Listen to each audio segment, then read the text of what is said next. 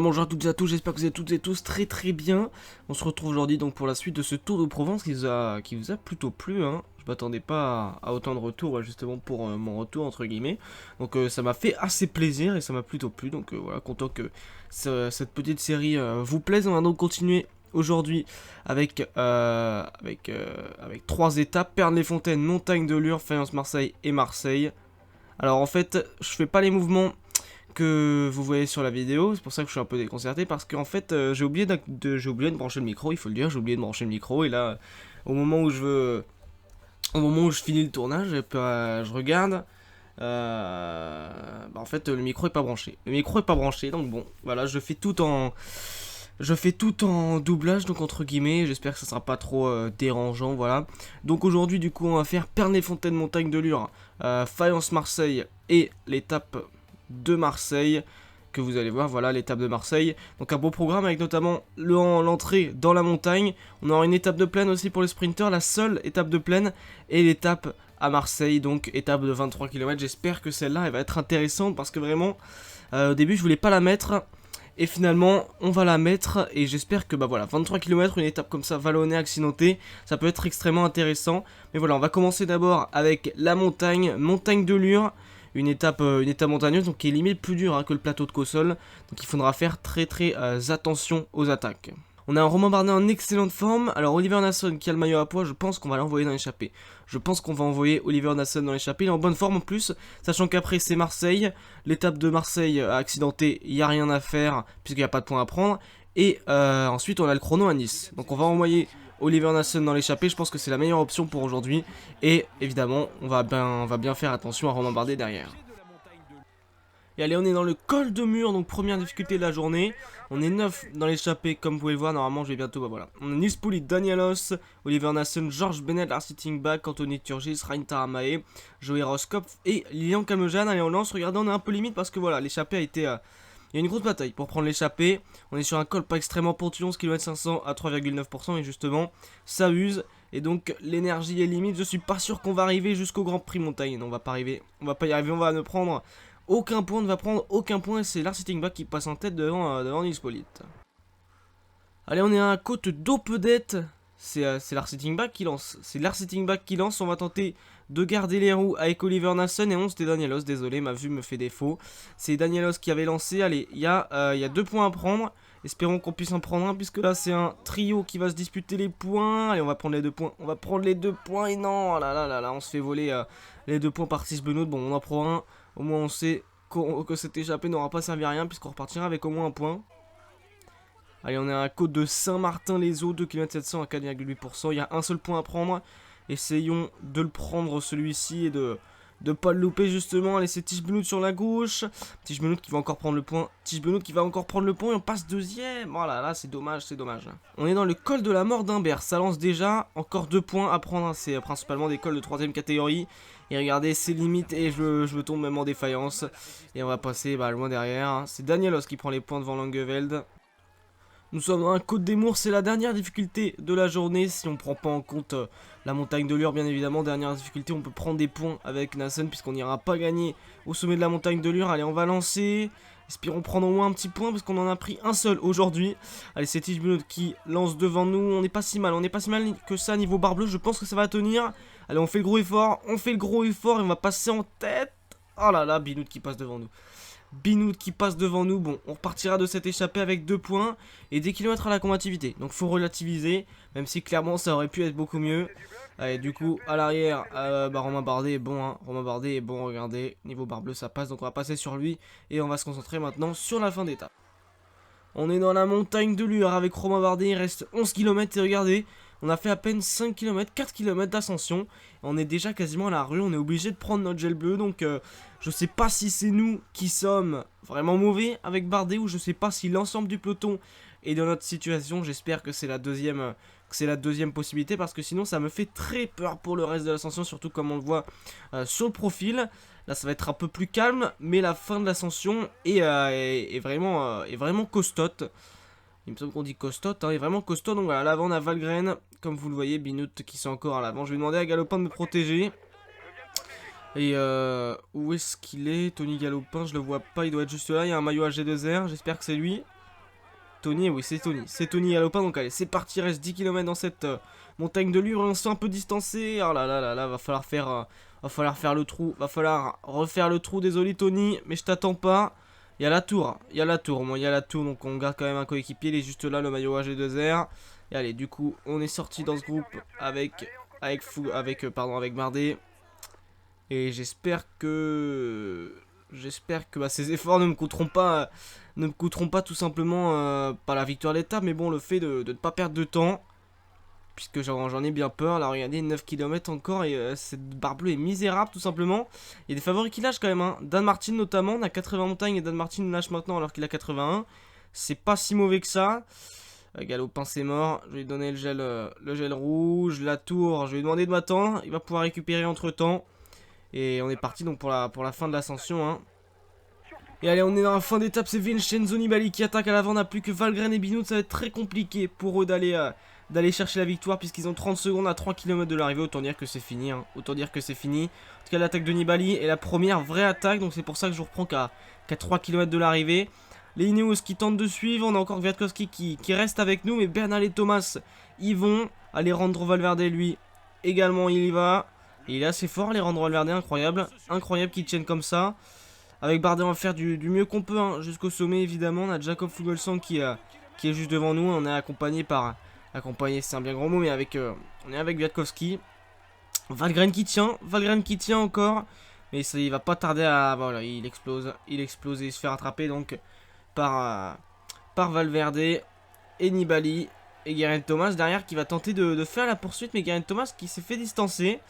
À 1 km 500, faut pas qu'il traîne trop parce que là il peut il peut se mettre en danger. Allez, oula, il est revenu avec une aisance, j'ai l'impression.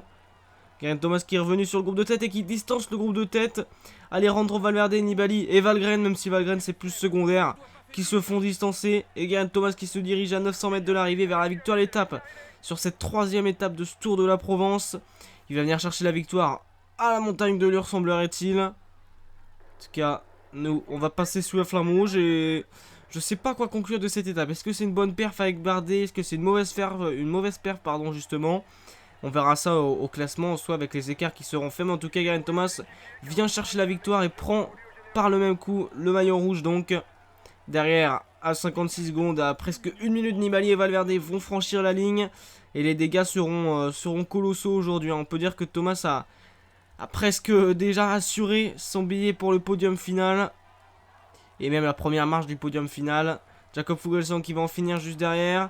On va venir chercher une 8e ou une 9e place. Allez, est-ce qu'on peut doubler Tish Benoît? On va doubler Tish Benoît même. Et donc on va prendre la 8e place juste derrière. Miral Kwiatkowski, étape extrêmement compliquée aujourd'hui, mine de rien. Parce que là, en fait, la montée finale, le sommet est extrêmement robuste, hein. Extrêmement robuste, et donc ça nous a fait mal à Romain Bardet. En vrai, je trouve qu'on se sort pas si mal, parce qu'on finit quand même devant des mecs qui sont supposés être plus forts que nous. Mais, par exemple, finir derrière un Kwiatkowski qui a roulé toute l'ascension pour Geraint Thomas, je suis pas sûr que ce soit une bonne perf. Du coup, victoire de Geraint Thomas devant Alejandro Valverde, Vincenzo Nibali, Jakob Fuglsang et Valgren. Donc deux Danois au 4e et 5e place. Les écarts, comme on le voit, il a mis carrément 1 minute. Il a mis à peu près 1 minute à Valverde et Nibali. Donc ça reste correct. Il les a pas non plus enterrés, mais il leur a quand même fait pas mal de mal. Fuglsang à 1,18 et nous avec Bardet on finit à 2,9. Fini à 2,9, ça reste correct. De toute façon, je m'attendais pas à remporter ce Tour de la Provence, hein, pour être honnête. Et franchement, finir dans le top 10, je trouve que c'est pas mal. On finit quand même devant Pinot, on finit devant Woods, on voit. On finit devant Bauke Mollema, Dan Martin qui sont à plus de 3 minutes, Julien Alaphilippe à 3,29, Nero Quintana quand même qui a 83 je crois de montagne, un truc comme ça. Damietz, Steven Kroschweig, Wout Poels. Bon, Warren Barguil, je suis pas sûr que ce soit vraiment un favori. Rigoberto Urán qui a complètement craqué aujourd'hui. Donc bah écoutez, ça va, je trouve que c'est pas une si mauvaise performance que ça. Naasson qui prend la combativité en plus du jour, donc c'est pas mal. Et le classement général est évidemment dominé par Thomas avec 26 secondes d'avance sur Valverde. Donc voilà, c'est pas fini, c'est loin d'être fini. Au plateau de Cossol, ces secondes peuvent être rattrapées, et même sur l'étape de Marseille qui peut être très très piégeuse, ou encore l'étape de Nice, piégeuse. Nibali 3ème, Fuglsang 4ème, Gwiatkowski 5ème, et donc Romain Bardet on se place en 6ème position entre les deux Ineos. C'est une performance tout à fait honorable pour le moment. Finir à une 39 de Thomas, pour le moment être à une 39 de Thomas, c'est une performance tout à fait honorable je trouve. Mollema 8ème, Valgren qui se place 9ème du coup avec cette performance grâce à l'échappée. Martin était dans le top 10. Adam Yates qui a reculé de 10 places, Thibaut Pinot qui en a pris 15 au contraire. Binout qui a pris 30 places lui. Et donc voilà pour cette étape qui a été mouvementée, hein, c'est le cas de le dire. Le maillot à poids donc est sur les épaules d'Oliver Nassen, il a 16 points. Donc franchement on est pas mal. Après, est-ce qu'on peut aller prendre des points encore sur l'étape de Nice? J'en doute. Le maillot vert est aussi pour Oliver Nassen, un point d'avance sur Meurice. Le maillot blanc, Egan Bernal, devant Tish Benoît. L'équipe c'est la Ineos, devant la Movistar et la G2R. Et le combatif, c'est logiquement Oliver Nassen avec toutes les échappées qu'il a faites. L'énergie après cette étape de la montagne de Lure, évidemment c'est faible, on a vu Oliver Nassen. Romain Bardet ça passe encore. Allez c'est parti pour cette étape entre Fayence et Marseille qui devrait être promis pour les sprinters. Mais attention parce que des fois l'échappée va au bout. Donc attention. Et ensuite donc on aura une autre étape à Marseille. On enchaînera avec le chrono de Nice et l'étape de Nice, puis le plateau de Cossol. Donc on est parti pour cette étape de plaine. Alors j'hésite à qui je vais envoyer dans l'échappée. On aurait pu penser Oliver Nassen parce qu'il est bon en sprint, mais franchement, je me pencherais plus sur Tony Galopin parce que Nassen est très fatigué déjà. Donc je pense qu'on va partir avec Tony Galopin. Venturini, de toute façon, il fera pas grand chose au sprint. On va partir avec Tony Galopin, écoutez. Allez, on va partir avec Galopin. Virmoz, il est nul en sprint. Hein. Il est nul en sprint si ça arrive au sprint, alors que Galopin a 72 de sprint, 76 d'axel. Donc on part avec Galopin dans cette échappée, en espérant que l'échappée aille au bout.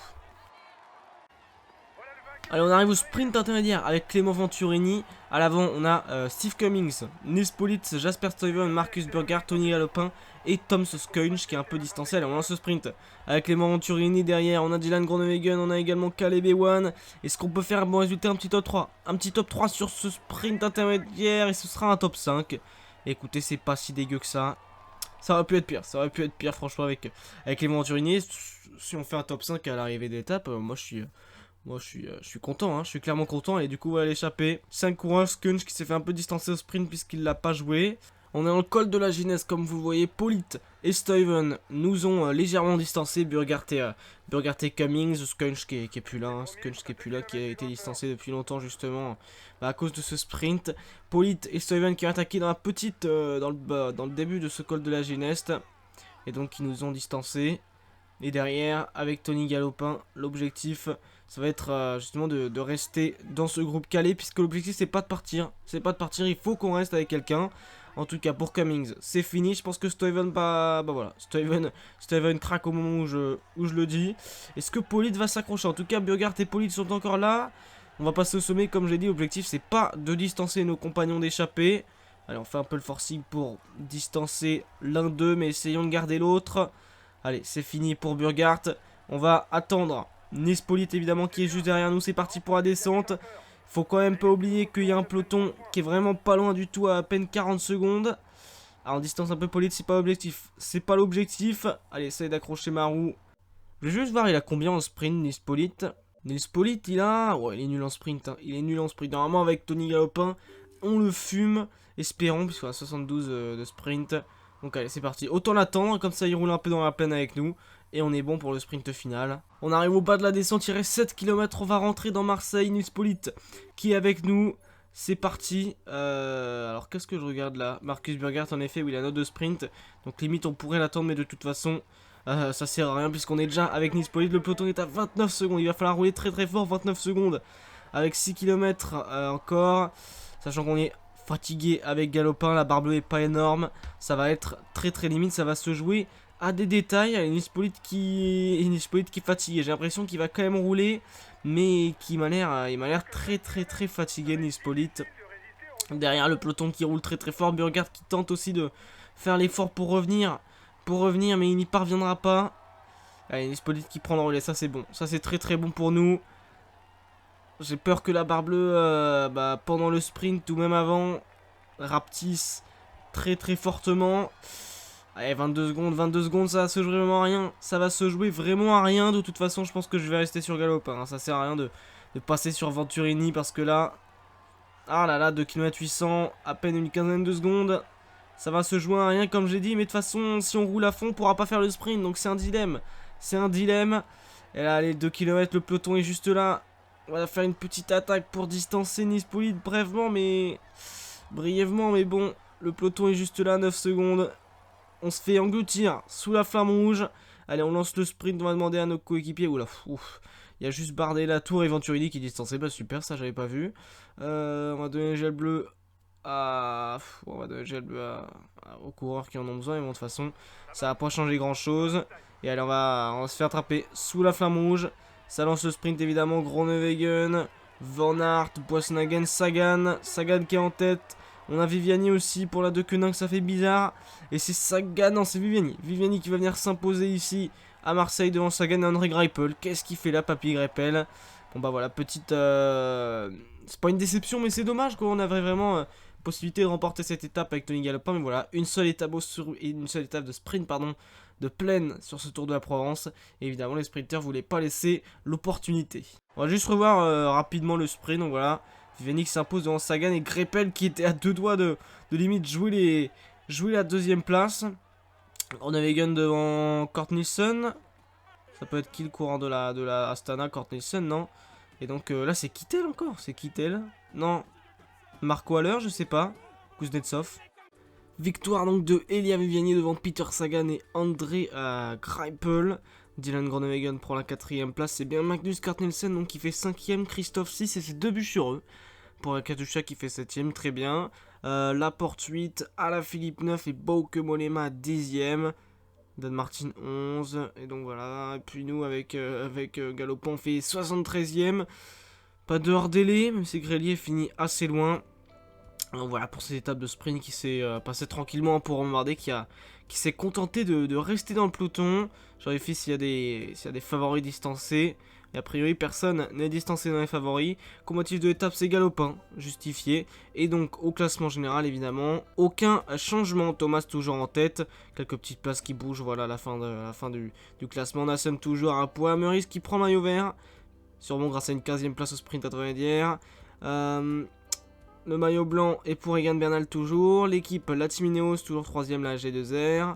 Et le combatif c'est toujours Oliver Nassen. Donc on est parti pour cette 3ème et dernière étape de cette vidéo entre Marseille et Marseille. Voilà 23 km, un circuit à Marseille autour de Notre-Dame de la Garde. Ça va être une étape extrêmement intéressante. J'ai hâte de voir comment les favoris vont réagir parce que j'ai pas souvent mis des étapes aussi courtes dans mes tours justement. Et ensuite on enchaînera en plus avec le chrono, l'étape vallonnée de Nice et l'étape de montagne au plateau de Cossol. Donc on est parti pour ce circuit à Marseille de 23 km. On est parti pour cette étape qui mine de rien... Elle peut faire beaucoup d'écart. Même s'il n'y a que 23 km, il suffit qu'un groupe soit distancé. Et c'est pour ça qu'on va prendre Bardet, on va attaquer dès le départ tout simplement. On va attaquer dès le départ dans l'ascension de Notre-Dame de la Garde pour voir comment on peut exploser ce peloton. Et limite, je pense qu'on va jouer l'étape quasiment en entier. Hein. On va jouer l'étape quasiment en entier. Désolé, il y a eu un bruit de craquement. J'ai craqué mon poignet. Craqué les bulles d'air dans mon poignet quoi. Ouais, allez, on est parti du coup Bardet où là on se fait bloquer de partout. On va essayer de remonter. Oh bah super, mon équipier, qu'est-ce que tu fais? C'était la tour je crois. Allez, on va remonter sur la gauche et c'est parti. Avec Romain Bardet, on attaque. 22 km encore, espérons que ça suive parce que si on part tout seul, je pense pas qu'on va les tenir les 23 km. Et ça roule derrière, il y a un groupe qui se fait distancer. Déjà, un gros peloton avec Kwiatkowski notamment, on peut remarquer. Et c'est Meurice qui nous a rejoint. Xandro Meurice qui nous a rejoint, bah super. Super. Bah écoutez, ça fait un coéquipier, on va pas s'en plaindre, ça fait un allié. Il y a plein de petits groupes qui se forment. C'est parti donc pour la descente avec Romain Bardet. Attention, faut pas regarder derrière dans la descente. Oula. Qu'est-ce que je fais? C'est Tony ou c'est Daniel? Je crois que c'est Tony. Hein. Je pense que c'est Tony Martin parce que sinon Daniel Martin, il aurait la petite encoche rouge comme quoi c'est un favori. Et bon, écoutez, on va pas les attendre. Écoutez, 22 km, encore 19 km même. On n'a pas le temps pour les attendre, donc on va y aller directement. Et on a des favoris distancés, on a Bernal, on a Kwiatkowski. Je pense que Kwiatkowski est pas le seul dans ce groupe. On a Simon Yates également, Nibali qui tente de faire le jump accompagné par Alaphilippe et un autre coureur que je n'ai pas vu.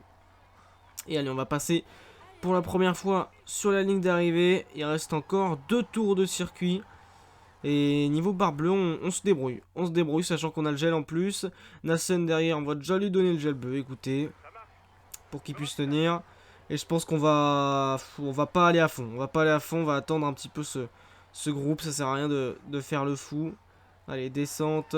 Attention à ce virage. Ne pas chuter parce que j'en ai connu des chutes dans ce virage. Et voilà, c'est parfait. On est dans le groupe du coup, groupe de 7 qui est parti. Et je pense qu'on peut... faire de grandes choses. Je pense qu'on peut faire... Ah merde, Murray s'il joue les points parce qu'il est maillot vert. Ah bah Nassen, on aurait peut-être dû jouer. Bon, c'est pas grave.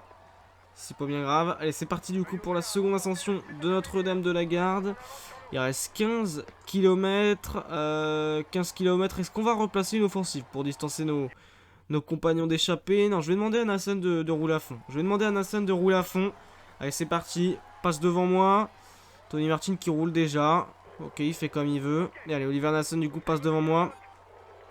Et Nibali qui est distancé du groupe maillot rouge derrière. En tout cas, pour l'instant, si ça reste comme ça, on fait une opération plutôt sympa avec possiblement une victoire étape plus du temps repris sur les favoris. Par contre, Gakowski a Simon Yates aussi. Alexei Lutsenko, j'ai vu. C'est pas mal du tout. Allez, faut continuer l'effort. Nassen qui est à bloc. On va replonger dans la descente cette fois-ci. Je vais essayer de ne pas faire trop de regard en arrière et de rester focalisé sur la descente. Oh là là, le lag. Le lag qui a failli tout nous faire perdre. Heureusement que bah, j'ai eu de la chance justement. Enfin, j'ai eu à la fois pas de chance parce qu'il y a eu le lag, mais j'ai aussi eu de la chance parce que j'ai réussi à maîtriser le lag. Allez, du coup, 9 coureurs. Faudrait que... Regarde qui y a quand même dans le groupe, ce serait bien, non? Je sais pas. Allez, du coup, Romain Bardet. On attaque la partie plate. Et on va dans quelques instants retourner dans la montée Notre-Dame de la Garde. On a Bardet et Franck dans ce groupe de 9, ça c'est pas mal du tout. Et c'est parti donc pour ce dernier tour dans quelques instants. On va pas jouer le sprint encore une fois, en plus il n'y a pas de bonification de toute manière au sprint. Et allez, voilà, le peloton de 20 qui se regroupe. On a Nibali distancé à 17 secondes et Bernal à plus de 1 minute. Et voilà, d'autres favoris avec Kwiatkowski, Lutsenko, Simon Yates qui sont très très loin dans le peloton tout à l'arrière. Et on entre du coup dans ce dernier tour. C'est parti pour ce dernier tour, il reste 8 km, ça a fait le sprint à l'avant évidemment. Nassen qui a pris que 11 points et je crois que Maurice est passé en tête. Allez, Nassen, ça sert à rien d'attaquer. Puisque c'est Romain Bardet qui va attaquer. On a une très très grosse barre bleue donc je pense que ça va être suffisant hein, pour 7 km, surtout avec 2 en descente. Et allez, c'est parti, Notre-Dame de la Garde attaque immédiatement de Romain Bardet. Derrière ça ne suit pas, on a des favoris qui sont distancés comme on le voit avec Valverde notamment dans le groupe derrière. Là on a Yates, Mollema qui sont distancés et on a pris 19 secondes. On a pris 19 secondes d'avance avec Romain Bardet. On va passer au sommet avec 19 secondes d'avance. Est-ce que ça va être suffisant? Sur le plat, on sait que c'est pas la qualité la plus forte. Hein. On sait que c'est pas la meilleure qualité de Romain Bardet. La plaine. Mollema, Fuglsang, Yates, Alaphilippe, Thomas. Donc ils sont dans le groupe derrière à 19 secondes. C'est le maillot rouge est dans le groupe notamment. Donc ça ne nous aide pas. Mais il y a pas mal de coureurs qui sont devant nous au classement général.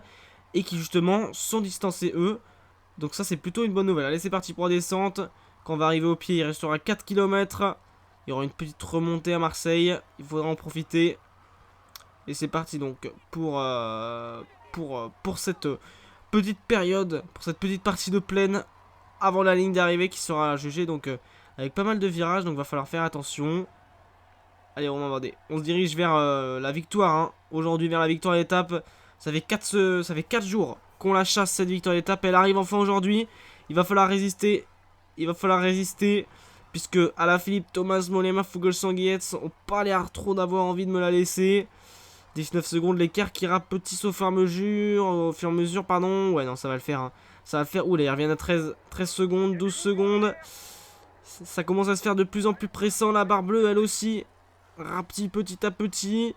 Mais ça va le faire. On arrive dans la descente. Et donc, le dernier kilomètre va être géré tranquillement. Je pense que ça va le faire. Victoire aujourd'hui de Romain Bardet, j'ai bien l'impression. Hein. J'ai bien l'impression que ça va être une victoire d'étape pour Romain Bardet. Qui va venir s'imposer aujourd'hui à Marseille. Victoire de Romain Bardet ici. Après cette étape compliquée qu'il a bien gérée. J'ai pas réussi à célébrer, c'est pas bien grave. Derrière la deuxième place revient. J'ai pas fait attention à qui est revenu. Ça doit être Geraint Thomas. Ou alors Alaphilippe devant Geraint Thomas. En tout cas, je suis plutôt satisfait de l'étape qu'on a fait aujourd'hui avec Romain Bardet. Surtout qu'on vient chercher la victoire d'étape. Et donc on prend de l'avance en plus sur nos favoris en comptant les bonifications. Derrière du coup, qui fait la deuxième place? Adam Yates. Adam Yates qui fait la deuxième place en bloquant un petit peu Julien Alaphilippe, qui prend donc la troisième place. Thomas qui prend la quatrième place sans bonif. Mollema qui fait 5. Et Lutsenko qui fait... Non, ça peut pas être Lutsenko. Fuglsang, pardon, oui, en effet. Fuglsang. Valverde qui arrive là, qui doit arriver à peu près une minute après. Un autre coureur, donc là on doit avoir... Je pense pas que c'est des favoris, hein, ces coureurs-là. Et Nibali qui est juste ici. Nibali qui doit prendre 1 minute 30 avec Bernal également aujourd'hui. Et voilà, là il y a nos coureurs. Est-ce qu'il y a d'autres favoris encore derrière? Michael Woods, c'est Michael Woods le coureur de l'AEF. C'est Michael Woods qui arrive. Et après, je pense pas qu'on ait d'autres favoris. C'est Thibaut Pinot. Thibaut Pinot. Waouh. Thibaut Pinot qui est très loin encore une fois. Victoire donc de Romain Bardet ici devant Adam Yates, Julien Alaphilippe. On met 17 secondes hein, donc à ce groupe avec Geraint Thomas, Mollema et Fuglsang. Donc ça c'est une bonne affaire. Plus les bonifications, on reprend quasiment une trentaine de secondes sur Thomas, Mollema et Fuglsang. Donc je suis plutôt satisfait de ce qu'on a fait, aujourd'hui. Derrière, Valverde arrive en 8ème place à quasiment 1 minute. On a d'autres favoris, on a Nibali qui arrive à 1,25, Bernal aussi à 1,25. Donc putain, franchement, on a fait quelque chose de pas mal du tout. Oran qui arrive à 2,5. Simon Yates qui arrive à 2,31. Pinot également à 2,31. Et on va aller voir s'il y a d'autres favoris. Kwiatkowski à 2,37. Richie Porte 2,37 on a vu aussi. Et je passe rapidement. Rigosta, Michael Woods ici. Warren Barguil, Bourman. Michael Woods qui finit à 3,51 aujourd'hui. C'est une bonne perf pour Bardet de reprendre tant de temps sur des concurrents directs comme ça au classement général. Ensuite, Ron Dennis, non. On a Matt, non, personne d'autre est juste à hors délai. Nelson Oliveira, donc écoutez, bonne étape pour Bardet qui prend évidemment la combativité également au classement général. Qu'est-ce que ça donne? On devrait reprendre, je pense on peut passer sur le podium, mais non, on prend la 4ème place. On prend la 4ème place, écoutez, c'est pas mal du tout non plus. C'est pas mal non plus. Geraint Thomas, du coup, toujours en tête avec 1 minute 1 d'avance sur Fuglsang, 1 minute d'avance sur Valverde, 1,22 sur Bardet. Nibali, 5ème, Mollema, 6, Bernal, 7, Yates, 8ème, Alaphilippe, 9, Kwiatkowski, 10, et Valgren est 11ème. Derrière, on a Yates, 15ème, Pinot, 13. Richie Porte 17ème, Woods 18ème qui perd 7 places aujourd'hui. Et après voilà, il n'y a plus de favoris logiquement. Le maillot à poids donc est pour Oliver Nassen. Le maillot vert pour Meurice qui a pris encore de l'avance sur Nassen, c'est dommage. Le blanc c'est pour Egan Bernal devant Binout. L'équipe Lineos, on est 3ème avec HG2R.